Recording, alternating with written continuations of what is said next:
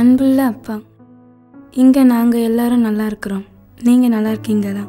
உங்களுக்கு இமெயில் பிடிக்காது என்று எனக்கு தெரியும். அதனால்தான் நான் இந்த லெட்டர் எழுதுகிறேன்.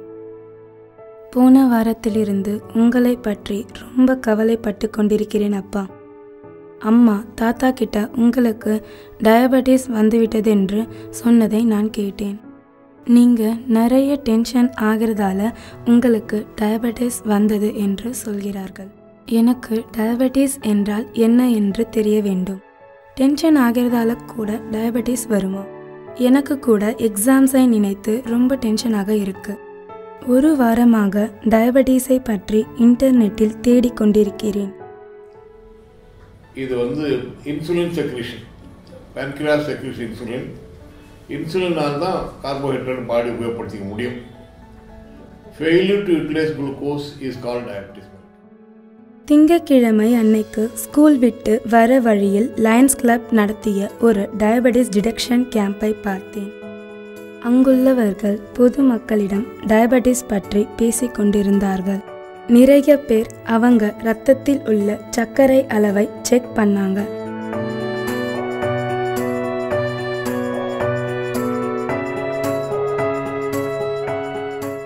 ஒரு சின்ன பையன் அவனது தாத்தாவோடு அங்கு வந்திருந்தான்.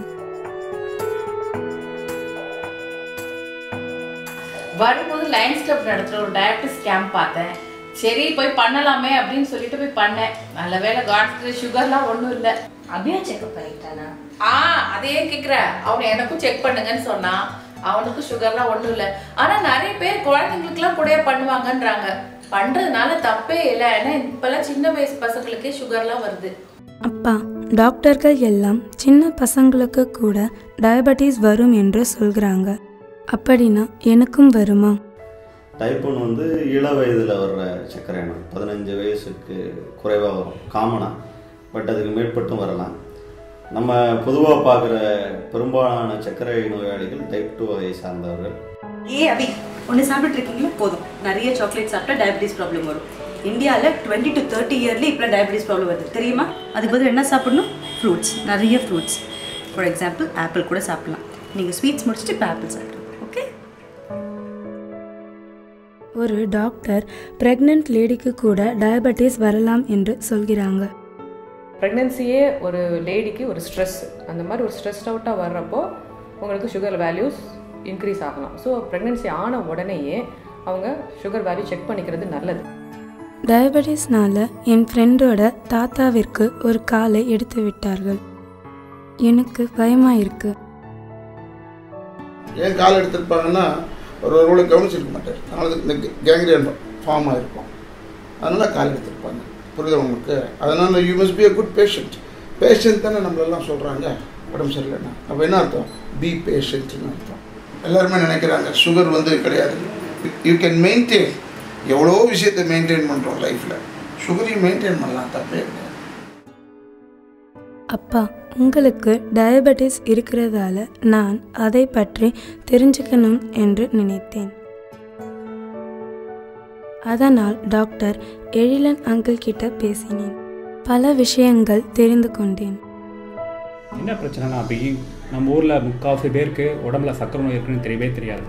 ஏன்னா 90% மேலே இருக்கவங்களுக்கு சர்க்கரை நோய் எந்த வகையான பாதிப்பும் ஆரம்பத்தில் பண்ணாது. அதனால் நாங்கள் நார்மலாக இருக்கணும்னு சொல்லிட்டு பேஷண்ட் பாட்டுன்னு இருப்பாங்க.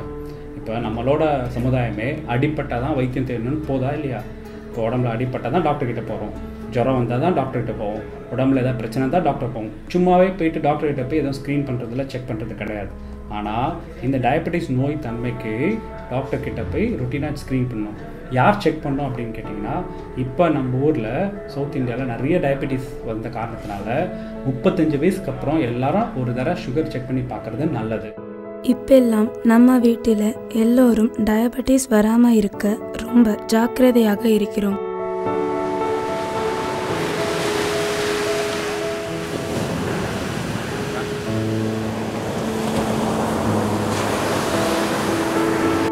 Tata, you look so young. அப்படியா? ஏன்னா நான் தினமும் ஜாகிங் வாக்கிங், ரன்னிங் இதெல்லாம் பண்ணுறேன். அது மட்டும் இல்லை, நல்ல எக்ஸசைஸ் எல்லாம் பண்ணுறேன். இந்த மாதிரி பண்ணிகிட்டே இருந்தால் நம்ம உடம்பு ரொம்ப ஆரோக்கியமாக இருக்கும். இந்த டயபெட்டிஸுங்கிறாங்களே அந்த வியாதி வரவே வராது. நேற்று எங்கள் ஸ்கூலில் ரொம்ப சூப்பரான நாள். நாங்கள் எல்லோரும் டயபெட்டிஸ் பற்றி பொதுமக்கள் தெரிந்து கொள்வதற்காக ஊர்வலம் போனோம். என் ஃப்ரெண்ட்ஸ் கூட நடந்து போக ரொம்ப ஜாலியாக இருந்தது.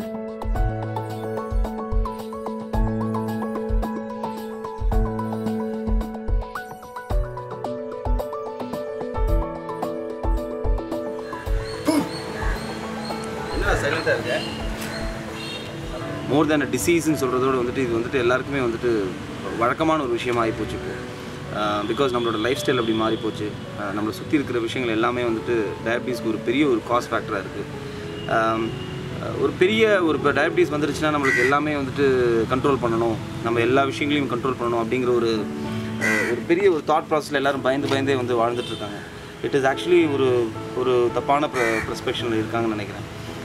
ஆரோக்கியமான உடற்பயிற்சி, நல்ல ஹெல்த்தி ஃபுட் ஹேபிட்ஸ், இந்த மாதிரி விஷயங்கள் ரெகுலராகவே நம்ம இந்த வயசுலேருந்தே பழக ஆரம்பித்தோம்னா ஐ திங்க் டயபிட்டிஸ் மட்டும் இல்லை, எந்த ஒரு தப்பான ஒரு விஷயமும் நம்ம உடம்புல வராது. அப்பா, உங்களை எனக்கு ரொம்ப பிடிக்கும். அதனால் நீங்கள் டாக்டர் சொன்னது போல் உடம்பை நல்லா கவனித்து கொண்டால் டயபெட்டிஸ் ஆபத்தானதே இல்லை.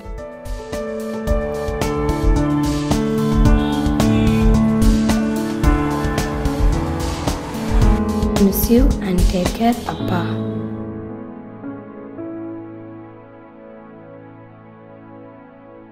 நீங்கள் ரெகுலர் செக்கப் போங்க, உங்களோட ஹெல்த்தை பார்த்துக்குங்க. Good luck. Have a safe life.